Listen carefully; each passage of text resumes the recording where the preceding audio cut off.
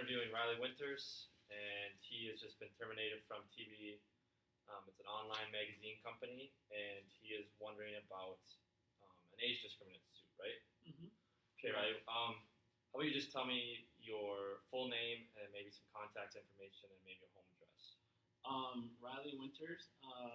My address is 21 Midlands Street, Main Street, I think, Okay. Midlands. My phone number is 612-886-4951.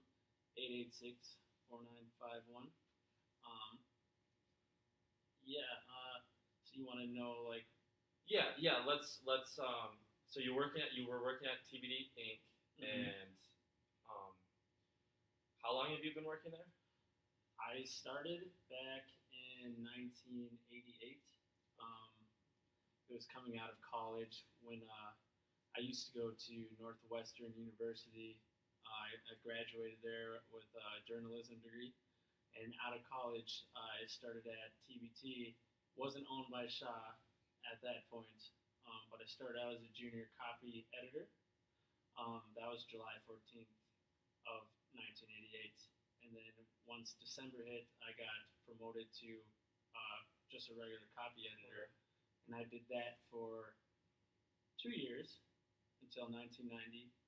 I got promoted again to staff writer, which is closer to what I did when I was fired. Okay.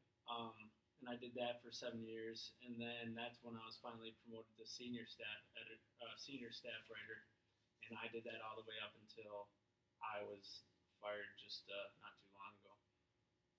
Okay. That's a good school. I've heard a lot of good things about the Northwestern Yeah, Journalism it was a School. pretty good school. And so you mentioned something about Shaw. He's the current owner. Yes. Yeah, Shaw. I took over in 2014, I think in June, something like that. So somewhere in 2014. Okay. All right. And so you started off junior copier, and you did that for I think you said 2 years, and then you started there, and then by September you got up to be a staff writer or a copywriter, and then did that for 7 years. Mhm. And once you got promoted to the senior staff writer, that's where you kind of apexed your position there. That was kind of the highest you applied. Okay. Mm-hmm. So what the clientele for this magazine, was it a younger crowd, older crowd? Well, I thought, to be honest, our audience was just anyone who wanted to have a good read. But I mean, I don't really write for anyone particularly.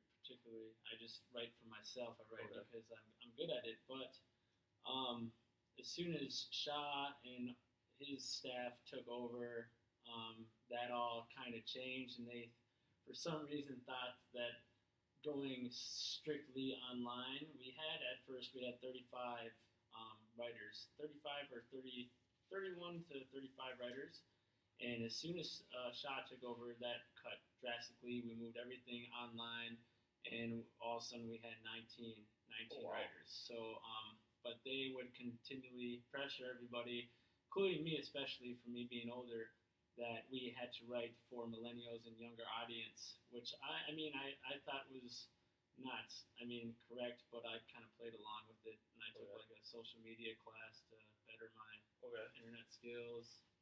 I'm just gonna make sure the camera's still.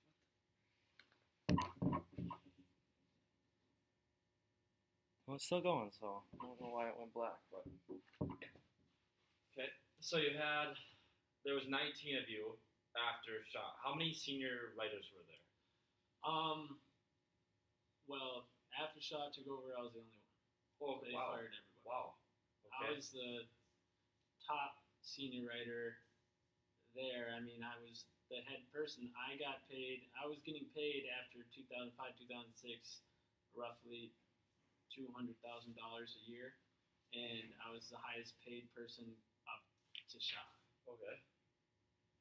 And do you mind if I ask how much you made? Yeah, like $200,000 a year. Okay, 200,000. And did that depend on what type of articles you were writing, or is just that was the set salary? Yeah, that was just a set salary.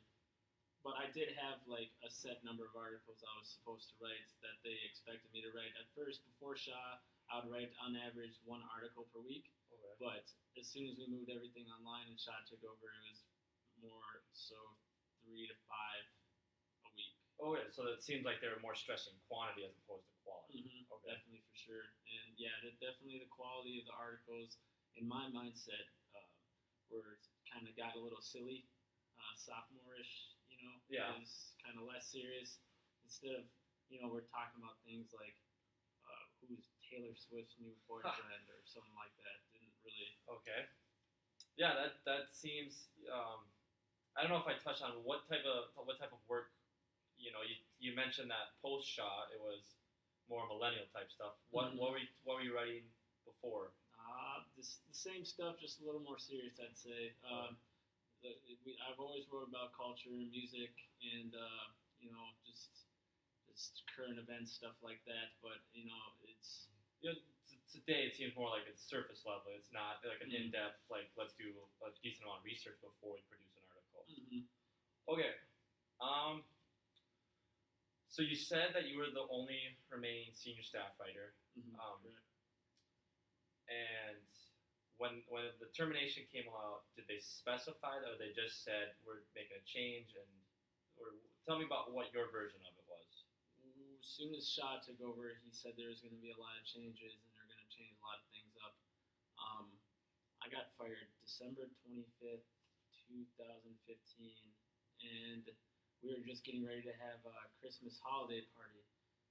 A bunch of our coworkers were there, and we were having celebrities, and we tried to have a party before for everyone to get to know each other, but Shaw didn't seem interested in making bonds with people. He didn't. I said hi to him once or twice, but he canceled a couple before that. And as soon as the party was starting, he called. Who was it? I think it was Tom. Tom Perez called me in. The editor called me into his office. And said that he wanted to talk to me, and I just figured that I was getting my raise. Yeah. But then he said that TBT was going in a different direction, and it was my last day. I said I didn't understand. I'm a senior writer. I'm getting all this money, and he said that's part of the problem. Right after I said I'm a senior writer, and then I kind of looked at him. And he kind of chuckled a little bit, and then he got embarrassed and acted like it was the wrong thing to say. So I kind of feel like he was making a joke about my age right there, saying that I was the senior writer. Oh. How old is Tom Perez? I think he's around 32, 35 years old. So decent. I mean, it's a middle young age. Yeah, he's a